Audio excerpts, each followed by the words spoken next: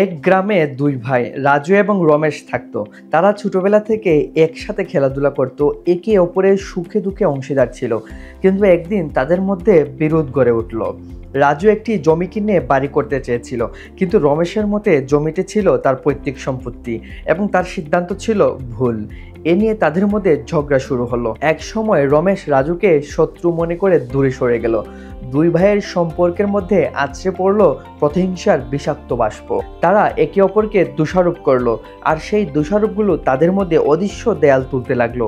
রমেশ যখন বাড়ি নির্মাণের জন্য রাজুদের জমির পাশে একদম তার জমি রেখে কিছু কাজ করলো, তখন রাজু মনে করলো যে রমেশ একেবারে তার বিরুদ্ধে ষড়যন্ত্র করছে।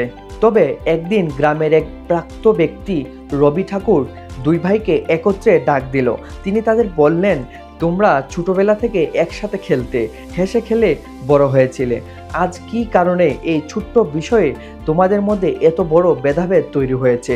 প্রতিহিংসা মানুষকে অন্ধ করে ফেলে, তবে সঠিক পথের দিকে চললে তেমন কিছুই হারাবে না। রবি ঠাকুরের কথা শুনে দুজনেই মনে করলো আমাদের ক্ষতি তো নিজেকেই হবে।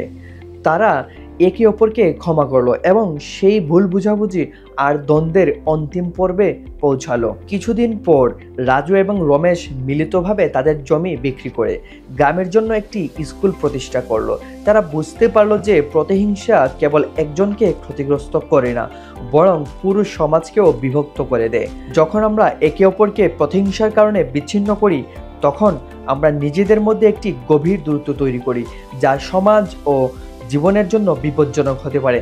কিন্তু সঠিক পরিপক্কতা এবং ক্ষমা আমাদের মধ্যে ঐক্য ও শান্তি ফিরিয়ে আনতে পারে।